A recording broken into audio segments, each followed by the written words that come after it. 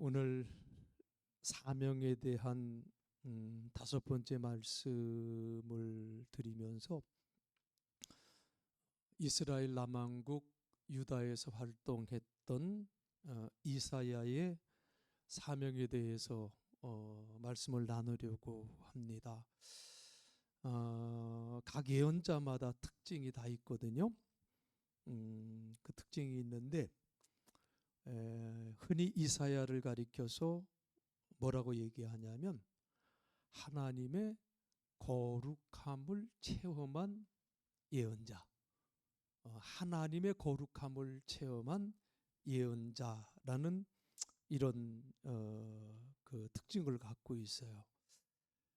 이사야의 사명에 대해서 우리가 생각하기 전에 먼저 이사야라는 사람에 대하여 조금 알아볼 필요가 있는데, 그가 살았던 시대가 어떤 시대였는지, 또 그리고 그가 어떤 배경을 가지고 살았던 사람이었는지 우리가 조금은 알아야 그가 받은 사명의 성격이 좀 우리가 분명하게 이해하기 때문입니다. 이사야서 1장 1절에 보면 이런 말씀이 나와요. 유다 왕 우시야와 요담과 아하스와 히스기야 시대에 아모스의 아들 이사야가 유다와 예루살렘에 관하여 본 계시라, 이렇게 말씀을 합니다. 자, 이사야가 누구의 아들이래요? 아모스의 아들. 우리가 지난 시간에 아모스 선지자에 대해서 얘기했죠. 그죠? 그저 그냥 평범하게 농사짓던 아모스가 부름을 받아서 하나님의 사명을 맡은 자로 쓰였는데, 그 아모스하고 이사야의 아버지 아모스하고는 관계가 있을까요, 없을까요? 없어요. 아니에요. 아니에요.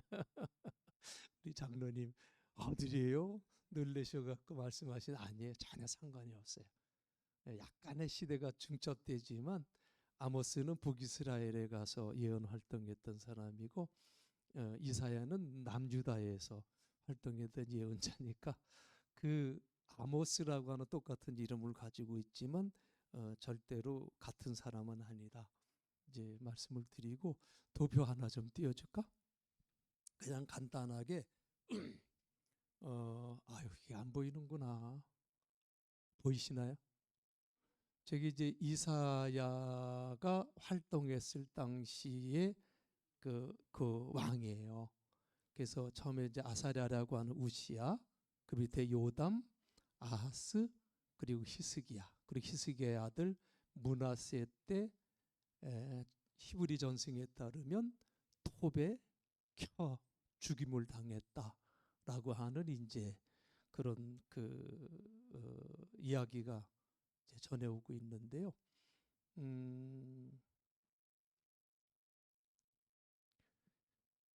바로 이렇게 우시야와 요담과 아하스, 히스기야의 이 네 왕을 거쳐서 이사야가 예언 활동을 했었다, 이런 것을 우리가 보게 되는데, 자, 이사야는 이제 남쪽 유다 사람이고요, 왕족 출신이었었어요. 그리고 학자들은 이사야가 높은 학문과 교양을 지녔고 왕실과의 친밀한 관계를 유지했던 것을 이렇게 보고 있어요. 그가 유다 왕 우시야가 죽던 해인 주전 740년경부터 예언 활동을 시작해서 주전 701년 아수르의 사네립이 예루살렘을 침략해 올 때까지 활동했던 것으로 이렇게 보고 있는데, 이사야가 하나님께로부터 사명을 받은 것이 우시야 왕이 죽던 주전 740년 경이었다, 이렇게 보고 있습니다. 자, 여기서 우시야 왕, 굉장히 유다의 역대 왕 중에 많은 인기와 덕망을 한 몸에 받고 또 주변 나라까지 아주 소문이 자자했던 그러한 왕이었었어요. 16세에 왕이 되어서 무려 52년 동안 나라를 통치했습니다. 자, 그 당시에는 그 당시에 유다는 굉장히 조그만 나라였었어요. 지도 한번 보여줘요. 내 얼굴은 안 보이고 그냥 저것만 갖다 보여주네 그냥. 그죠? 자, 어떻게 이상하다. 지도 안에 내가 들어가 있냐? 제가 지난 시간에 보여드렸죠? 아유, 제 효준이가 제주도 좋네. 저 지도가 무슨 지도라고 그랬어요? 이스라엘의 통일 왕국 시대 때의 지도라고 그랬어요. 그죠? 사울과 다윗 때까지가 그 영토가 노란색이고 그 솔로몬 때 그 녹색까지 저 하마도기까지 이렇게 이제 그 차지를 하고 그 주변에 있는 이제 그 왕국들을 다 이제 점령은 안 했지만 조공을 바치는 이제 그러한 나라였었는데, 자, 남과 북이 이제 솔로몬 이후에 갈라지면서 나라가 확 쪼그라들어요. 저걸 보려면 저 밑에 이렇게 파란색 유다 왕국 밑에 이렇게 길쭉하게 파란색이 저게 사해거든요. 저 사해를 기준으로 한번 다음 지도를 한번 보세요. 다음 지도를 보면 사해 바로 옆에 노란색이 저게 남유다예요. 저렇게 줄어들었어요. 북이스라엘도 저 갈릴리 호수 잠깐 위까지 해갖고 다 줄어들었고요. 그러니까 나라가 갈라지면서 나라도 다 뺏기고 여러모로 많이 이렇게 위축되어 있는 상황인데, 저렇게 작은 이제 위축되어 있는 게 조그매질 수밖에 없는 그러한 나라였음에도 불구하고요. 그 우시아의 영도력이 얼마나 대단했던지 역대하 26장에 보면은요, 주변 나라들이 유다에게 조공을 바쳤다고 그래요. 조공을. 저쪽 보면은 모압도 있고 에돔도 있고, 그렇죠? 이런 나라들이 조공을 바쳤다. 이게 우시아 왕 때 그랬어요. 이 우시아가 부국 강병책을 써서 아라비아 상인들과 무역로를 덮고요, 광업과 농업을 부흥시키고 군대를 재정비하고 요새를 도처에 잘 건설을 했어요. 그의 성품은 정직했고요, 그는 신앙심이 깊은 왕이어서 백성들의 아주 모범이 됐던 왕이었죠. 자, 그런데 우시아가 그의 명성이 높아지고 그리고 나라가 잘 나가니까 교만해지기 시작했대요. 참 이게 문제예요. 그죠?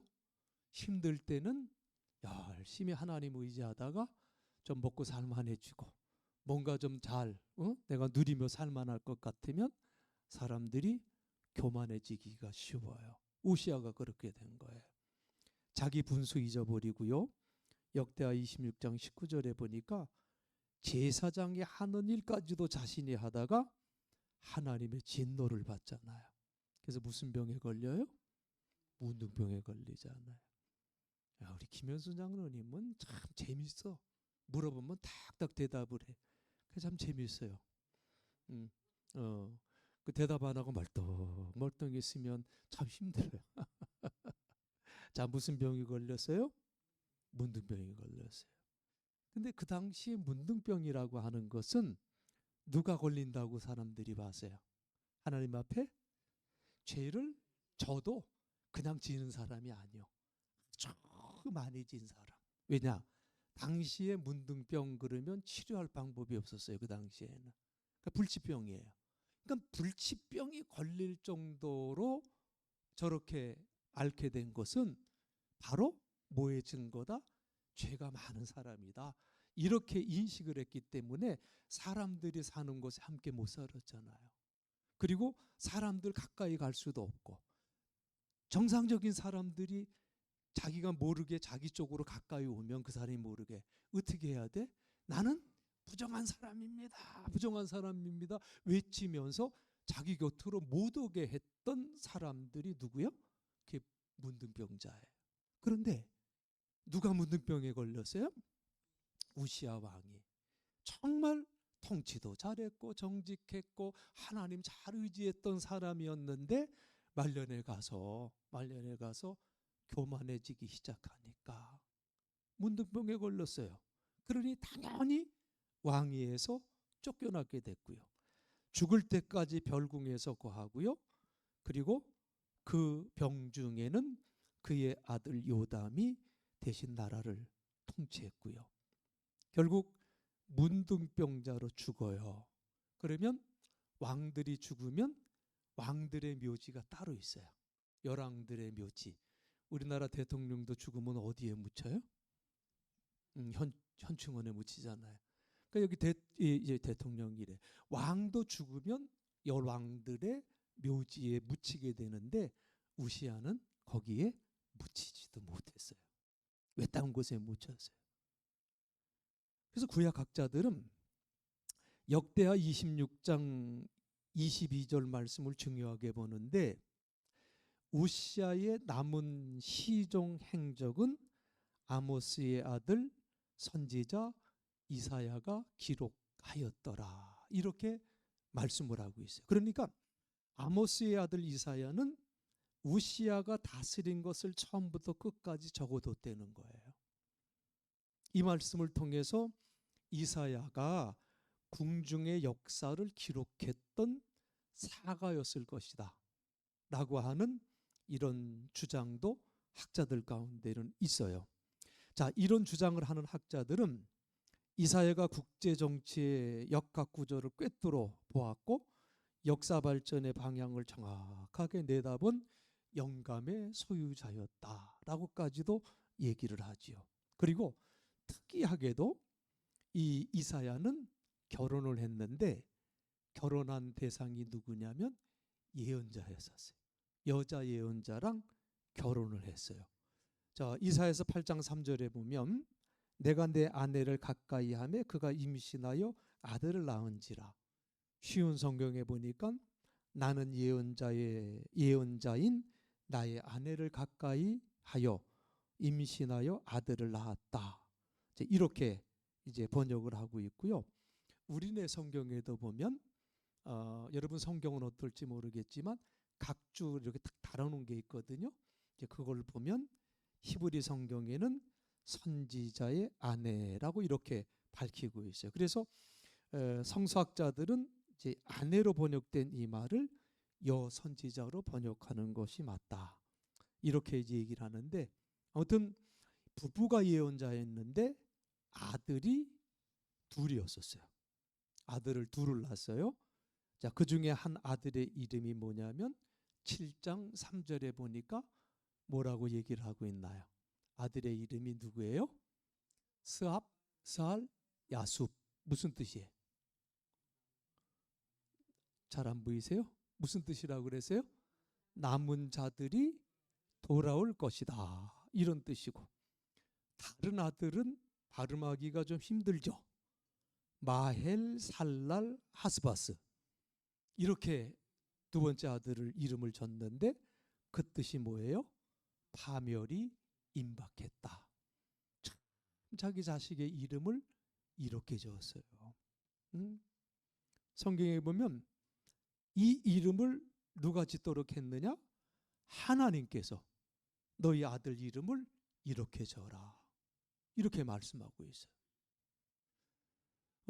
그런데 그가 그런 식으로 자식들의 이름을 지었다는 것은 그가 궁중의 사가로서 역사의 흐름을 정확하게 꿰뚫어 보는 통찰력을 가지고 있었고 뿐만 아니라 그가 주변 나라는 물론 그의 나라의 궁극적인 운명이 어떻게 될 것인가를 알고 있었다고 하는 그 학자들의 주장도 사실은 수긍이 갑니다.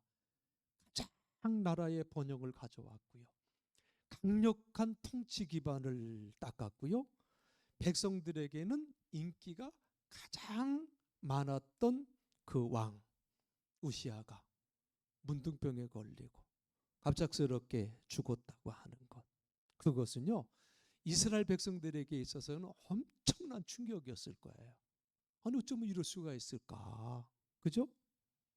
평범한 죽음이 아니라 문둥병에 걸려 죽은 사건은 백성들에게 있어서 이게 용납이 되지 않는 사건이었었어요. 이해할 수 없는 그러한 큰 충격이었지요. 그런데 모든 백성들이 그렇게 큰 충격과 혼란에 빠져인 그 때에 이사야가 하나님으로부터 사명을 받았다는 거예요. 그 혼돈의 시기에 정말 백성들이 이게 뭐야? 그리고 그냥 갈피를 잡지 못하고 있던 그때에 하나님께로부터 사명을 받아요. 그날 이사야가 하나님의 보좌에 환상을 보았다고 그랬어요. 그렇죠? 하나님께서 높이 들린 보좌 위에 앉아 계셨고 주의 옷자락이 성전을 가득 채우고 있는 환상이에요. 그래서 오늘 3장에 보면 3절에 보면 하나님의 주변에는 날개가 6개씩 달린 스랍들이 날아다니면서 찬송을 했잖아요. 뭐라고요? 거룩하다 거룩하다 거룩하다 만군의 여호와여 그의 영광이 온 땅에 충만하도다. 그죠? 이런 찬양들을 이 스랍들이 천사들이 하고 있었다는 거예요. 이 모습을 본 이사야가 5절에서 뭐라고 고백을 합니까? 하나님을 봤잖아요. 그래서 아이고 나는 죽었구나. 그죠? 나는 죽겠구나. 나는 입술이 더러운 사람인데 이런 내가 하나님을 보았으니 죄인인 내가 하나님을 보았으니 나는 죽겠구나 하는 생각을 가졌는데 그때 스랍 중에 하나가 제단에서 타고 있는 숯을 집어들고 그에게 날아와서 그의 입에 대면서 이렇게 말해요. 7절에서 내 악이 제하여졌고 내 죄가 사하여졌느니라. 그죠? 바로 그때 이사야가 8절 보면 바로 그때 하나님의 음성을 듣습니다. 무슨 음성이었었어요? 내가 누구를 보낼까? 그죠? 누가 우리를 위하여 갈까? 라고 하는 하나님의 음성을 이사야가 들어요. 그죠? 자, 그런데 이 음성이 들릴 때 이사야는 조금도 주저함이 없이 고백을 해요. 뭐라고 그랬어요? 내가 여기 있나이다. 그죠? 내가 여기 있나이다. 나를 보내소서. 그죠? 내가 이르되 내가 여기 있나이다. 나를 보내소서. 우리가 지금까지 생각해 왔던 다른 사명자들, 다른 예언자들하고 이사야가 굉장히 달라요. 바로 이 부분에 있어서. 자, 다른 예언자들은요. 하나님의 사명이 임할 때 다 어떻게 했어요? 어? 사명을 주노라 그랬더니 아멘 할렐루야 감사합니다 했어요? 뭐라고 그랬어요? 사명을 준다 할 때 하나같이 아유 하나님 너는 아니에요. 아유 나는 부족해요. 나는 이렇고 저렇고 뭐 이런 핑계 저런 핑계 대대면서 나는 이래서 하나님 그거 절대로 못해요.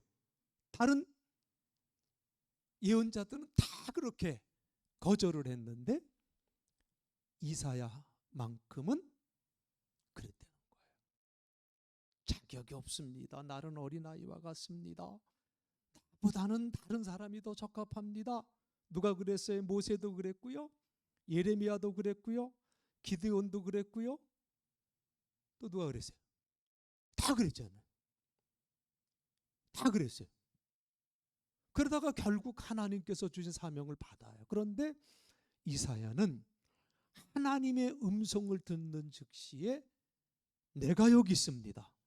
나를 보내 주옵소서. 그 음성에 즉각적으로 응답을 했다는 거예요. 왜 그랬을까요? 아마 그만큼 그가 그날 환상을 통해서 보았던 하나님 보좌에 대한 경험이 너무나도 강력을 했기 때문에 그럴 수도 있을 것 같고요. 아니면 내가 누구를 보낼까 하는 그 음성 속에서 차마 거절할 수 없는 하나님의 안타까운 마음을 읽었을지도 모르겠어요. 그렇죠? 또 아니면 그는 이미 파국으로 치닫고 있는 조국의 미래를 내다보면서 안타까운 마음을 가지고 있었기 때문에 즉각적인 응답을 할 수 있었는지는 모르겠지만, 아무튼 이사야는 하나님의 음성 앞에서, 하나님의 부름 앞에서 나를 보내 주옵소서, 즉각적으로 응답을 했다는 거예요. 여러분, 오늘 저에게, 그리고 여러분들에게, 그리고 우리 교회 위에 하나님께서 계속해서 사명의 말씀을 하게 하시고 듣게 하시는 이유가 무엇일까요? 참 이 사명에 대해서 자꾸 이렇게 나누고 싶었어요. 여러분들과. 왜 하나님께서 그러한 마음을 우리에게 주고 계실까? 왜 나에게 자꾸 사명에 대해서 전파해야 된다고 하는 강렬한 마음을 하나님이 주셨을까? 그런 생각을 해봤어요. 여러분, 나의 삶에는, 우리의 삶에는, 그리고 우리 교회 위에는 하나님께서 주시는 사명이 있다는 것 아니겠습니까? 그리고 이 사명을 깨닫고 살아가라고 하나님이 우리에게 말씀해 주고 있는 것 아니냐, 그 말이에요. 그리고 이 사명을 깨닫는 그 순간부터 내 삶에는 목적이라는 것이 생기고 삶의 이유가 생기게 된다고 하는 사실이에요. 그리고 여러분, 중요하게 마음판에 새겨야 될 것이 뭐냐면, 이 미션이라고 하는 것, 하나님이 주시는 이 사명이라고 하는 것을 깨닫는 순간부터 따라해 보세요. 나의 삶은 존귀한 삶이 된다. 뭐가 된다고요? 존귀한 삶이 되는 거예요. 하나님이 주신 그 사명을 내가 깨닫는 그 순간부터 내게 뭐가 생긴다고 그랬어요? 목적이 생기고 삶의 이유가 생긴다고 그랬잖아요. 목적이 있고 삶의 이유가 생긴 사람은 존귀한 사람이요. 어? 내가 전에도 말씀드렸지만 장수하게 해달라고 기도하지 말라니까. 뭐가 있으면 하나님이 살게 해줘? 사명이 있으면 살게 해준다니까요. 하나님이 이 땅에서 사명이 있는 한 하나님은 이 땅에 두게 하시지, 사명 없으면 하나님 데려가시는 거예요. 그러니까 여러분들 늘 사명 속에 살아가야 된다는 거예요. 아멘. 자, 이사야가 받은 사명이 아주 독특해요. 아이, 기가 막혀요. 난 이것 때문에 읽으면서 여러 번 짜증이 났어요. 죄송해요. 성경 읽으면서 짜증 내면 안 되잖아요. 막 화가 나는 부분이 뭐냐면, 아이 뭐야, 막 이럴 때가 참 여러 번 있었어요. 오늘 본문 9절 10절 한번 보세요. 여호와께서 이르시되 뭐라고 그랬어요? 가서 이 백성에게 이르기를, 너희가 듣기는 들어도 깨닫지는 못할 것이요 보기는 보아도 알지 못하리라 하여 이 백성의 마음을 어떻게 하래요? 둔하게 하며 그들의 귀가 막히고 그들의 눈이 감기게 하라. 염려하건대 그들이 눈으로 보고 귀로 듣고 마음으로 깨닫고 다시 돌아와 고침을 받을까 하노라 하시기로. 이 기가 막힌 말씀 아니요? 응? 사명을 주셨어. 가서 예언하래. 그런데 예언하라고 하는 말이 이거요. 가서 이 백성에게 가서 전해. 뭘 전하라고 그랬어요? 너희가 듣기는 들어도 알아듣지 못하고 보기는 보아도 알아보지 못할 것이다. 너는 이 백성을 무슨 백성으로 만들래? 고집센 백성으로 만들래요. 그게 이사야 선지자가 받은 사명이요. 아니, 순종하고 하나님 앞에 잘 순종하고 따르라고 이렇게 사명이 나와야 되는데, 주셔야 되는데 고집센 백성으로 만들려는 거예요. 그들의 귀를 닫고 그들의 눈을 어둡게 해서 듣고 보아도 깨닫지 못하게 하려는 거예요. 그리고 그 다음이 참 기가 막힌 게, 혹시 그들이 눈으로 보고 귀로 들어서 마음에 깨달음이 생겨 내게 돌아와 고침을 받을까 걱정된다. 이해가 됩니까? 여러분, 하나님이 당신의 백성을 이렇게 만들려는 거예요. 이렇게 가서 말을 전하려는 거예요. 참 난해한 얘기예요. 성경을 보면 가끔가다 이렇게 난해한 그 구절들이 나올 때가 있어요. 성경 주석도 찾아보지만 속 시원한 해석이 없어요. 이사야가 받은 사명을 읽을 때마다 이거 잘못 받아 쓴 거 아니야? 이런 생각이 들 것 같아. 너희가 듣기는 들어도 알아듣지 못하고 보기는 보아도 알아보지 못할 것이다. 백성들에게 가서 이렇게 말하라. 아니, 백성들에게 가서 하나님께로부터 받은 말씀을 들려주고 알기 쉽게 설명해주고 해야 되지 않겠습니까? 그런데 너는 이 백성을 고집센 백성으로 만들어라. 우리네 생각엔 어때요? 하나님 말씀 전해서 고집센 백성을 어떻게 해야 돼? 꺾어야 되잖아. 그죠? 고집센 백성을 꺾어야 돼. 자, 그 다음에 나오는 말씀. 혹시 그들이 눈으로 보고 귀로 들어서 마음에 깨달음이 생겨 내게 돌아와 고침을 받을까 걱정된다. 이렇게 권사님 사명을 받았으면 권사님 뭐라고 대답할 것 같아? 잘못 말씀하신 거 아니에요? 하나님 그럴 거 아니에요? 반대로 말씀하신 거 아니에요? 하나님? 심지어는 아니 하나님이 이렇게 말씀하실 수 있어요? 이렇게도 물어볼 수가 있을 거예요. 그런데 이사야가 이런 사명이 자신에게 주어지는데 뭐라고 대답을 하냐면 11절에서 이렇게 얘기를 해요. 언제까지 그 말을 전해야 합니까? 옳고 그름 이게 맞습니까? 틀립니까를 따지지 않고 하나님의 말씀이 자기에게 임할 때 언제까지 그 말을 전해야 합니까? 그랬더니 하나님이 뭐라고 말씀하세요? 어느 때까지? 황폐할 때까지. 황폐한 곳이 많을 때까지. 한마디로 유다가 멸망할 때까지 이 말을 전하라 말이요. 말도 안 되는 사명이에요. 정말 말도 안 되는 사명이에요.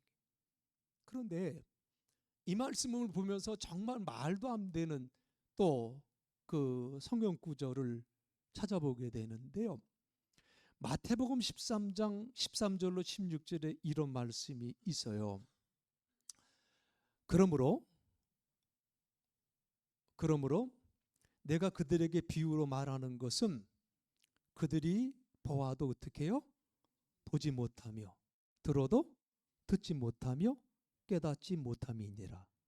이사야의 예언이 그들에게 이루어졌으니 일러스되 너희가 듣기는 들어도 깨닫지 못할 것이요 보기는 보아도 알지 못하리라.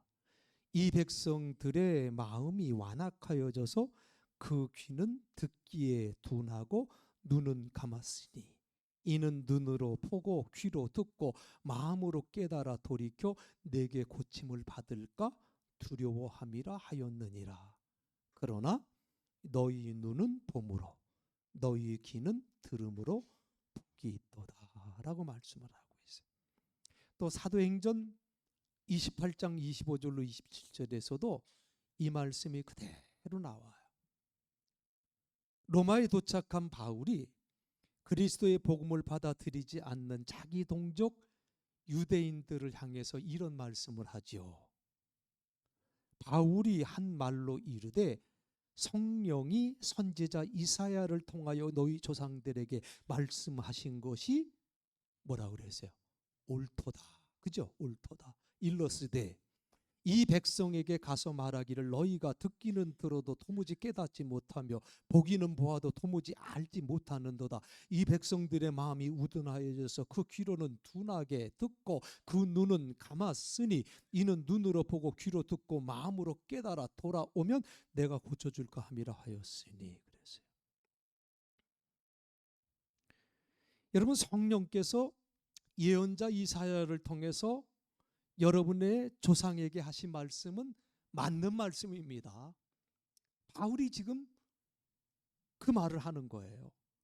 이 백성에게 가서 말해라. 너희가 듣기는 들어도 깨닫지 못하고 보기는 보아도 알지 못한다. 이 백성의 마음이 무뎌지고 귀가 먹고 눈이 감겨 있다. 이는 그들로 하여금 눈으로 보지 못하게 하고 귀로 듣지 못하게 하고 마음으로 깨닫지 못하게 하고 돌아서지 못하게 하여 내가 그들을 고쳐주지 않으려는 것이다. 이런 말씀의 뜻이거든요. 여러분, 이 말씀이 이해가 되십니까? 제가 이 말씀을 이해가 처음에 안 돼서 참 성경을 많이 찾아봤어요. 그릭 성경에 보니까 이렇게 번역을 했어요. 가서 이 백성에게 말하라. 너희들은 내가 하는 말을 알아듣지 못할 것이다. 너희들은 내가 하는 일을 보아도 이해하지 못할 것이다. 왜냐하면 이 백성들의 마음이 굳어 있고 그들의 귀는 듣지 못하고 그들의 눈은 감겨 있기 때문이다. 그래서 그들의 눈은 볼 수가 없고 그들의 귀는 들을 수가 없고 그들의 마음은 이해할 수 없고 그래서 그들은 나에게로 돌아올 수가 없다. 하지만 내가 그들을 고칠 것이다. 이렇게 또 번역을 했더라고요. 자, 여러분, 북이스라엘은요 주전 722년에 아수르 제국에 의해서 멸망을 당했어요. 그리고 고집센 유다 왕국은 북이스라엘이 멸망한 지 136년 후가 되는 주전 586년에 바벨론에 의해서 멸망을 당합니다. 이스라엘은 사마리아가 함락됐고 남유다는 예루살렘과 성전이 파괴되었고 백성들은 바벨론으로 포로로 잡혀갔어요. 사실 유대 민족의 디아스포라라고 하는 흩어져 사는 유대인들, 이 디아스포라라고 하는 이 공동체가 생기기 시작한 것이 사실은 이때부터예요. 사실 이때부터 유대인들이 흩어지기 시작했다는 거지요. 이스라엘과 유다가 나라가 없어졌지요. 나라가 없어졌어요. 그리고 이제 그 이후에 포로로 돌아와서 근근히 가다가 로마 시대 때 완전히 유대라고 하는 이스라엘이라고 하는 나라는 없어집니다. 자, 나라가 없어졌어요. 그런데 그것으로 끝난 것이 아니었다는 거죠. 그거로 끝난 것이 아니라 하나님은 자기 백성들의 마음을 고치기를 원하셨다는 거예요. 포로로 끌려갔지만 마음을 고치셨어요. 정말 하나님은 약속대로 자기 백성들의 마음을 바벨론 땅에서 고쳐주셨고, 그죠? 바벨론 땅에서 고쳐주셨고, 시편 137편을 보면 그들이 바벨론 강가에서 어디를 생각하며 울었다 그랬어요? 시온을 향하여 울고 있었다. 제가 이 설교를 준비하는데 문득, 여러분 혹시 보니엠이라고 가수 그룹 알아요? 예? 보니엠이라고 70년대 80년대 굉장히 유명했던 그룹이 있는데 그 바벨론 강가에서 리버 오브 바벨론이라고 하는 노래를 하는데, 리버 오브 바벨론 한번 들어보세요. 굉장히 특이해요. 한 10번 정도 들은 것 같아. 그 음악이 너무 좋아서. 그런데 그 바벨론 강가에서 왜 우리가 이 바벨론 땅에 와서 포로 생활을 해야 되느냐? 시온을 생각하면서 그들이 눈물을 흘렸다고 시편 137편에서 시인은 그렇게 고백하고 있어요. 응?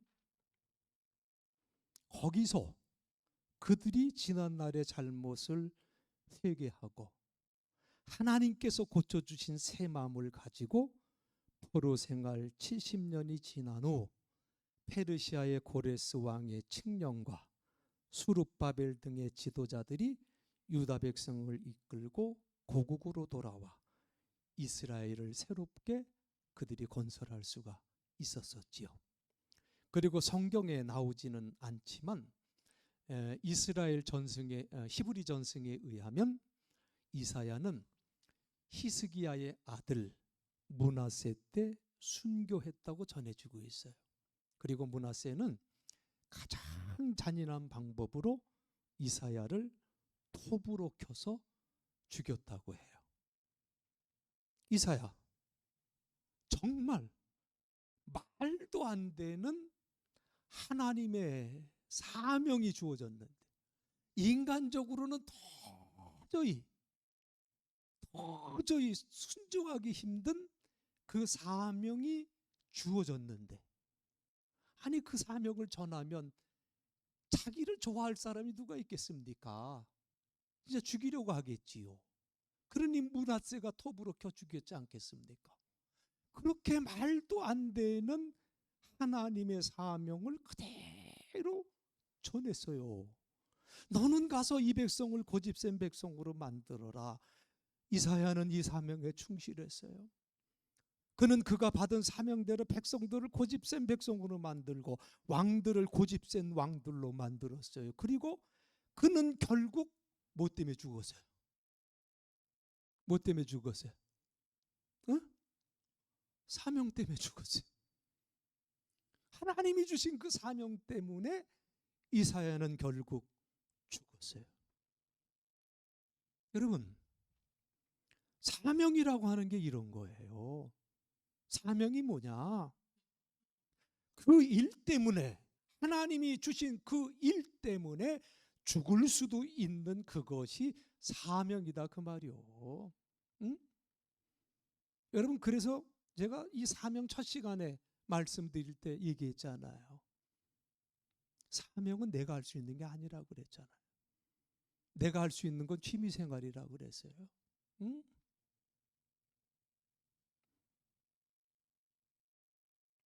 저는 앞으로 5시간 더 사명에 대해서 말씀을 드리려고 그래요. 반복하면서 사명이라고 하는 게 뭘까라고 하는 질문이 여러분의 가슴에 콱 좀 박혔으면 좋겠어. 그리고 각 시대마다 상황에 따라 하나님이 주셨던 사명들은 달랐어요. 마찬가지로 오늘을 살아가는 여러분 각자에게 주시는 하나님의 사명은 분명 다를 거예요. 사명이 뭐냐? 그 사명을 다시 한번 깊이 깨달으시면서, 아, 이것이 하나님이 내게 주신 사명이로구나 라는 것이 깨달아질 때 여러분 하나님 앞에 기도하시기 바랍니다. 응? 그 사명 잘 감당할 수 있도록 기도하시기 바랍니다.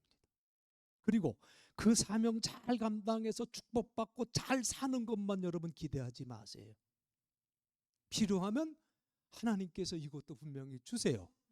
그러나 오히려 그 사명 때문에 힘들 수가 있고, 그 사명 때문에 내가 어려워질 수도 있고, 심지어는 그 사명 때문에 내가 죽을 수도 있는 것이 사명인데, 여러분 하나님이 주신 이 사명을 여러분 감당하시겠습니까? 응? 왜 아멘을 한 사람도 안 한디야? 죽음이라는 얘기가 나오니까 너무 무거워요? 어떠세요? 하나님이 깨닫게 해주시고 내게 사명을 주실 때 그 사명을 여러분 감당하시겠습니까? 감당하시겠습니까? 이 질문 앞에 내가 서야 돼요. 그저 왔다 갔다, 벌써 주일 됐네? 빨리 가. 야, 빨리 서둘러. 야, 성경책 어딨냐? 그냥 가. 그냥 핸드폰 보면 되지 뭐. 이러면서 오는 게 아니라, 응?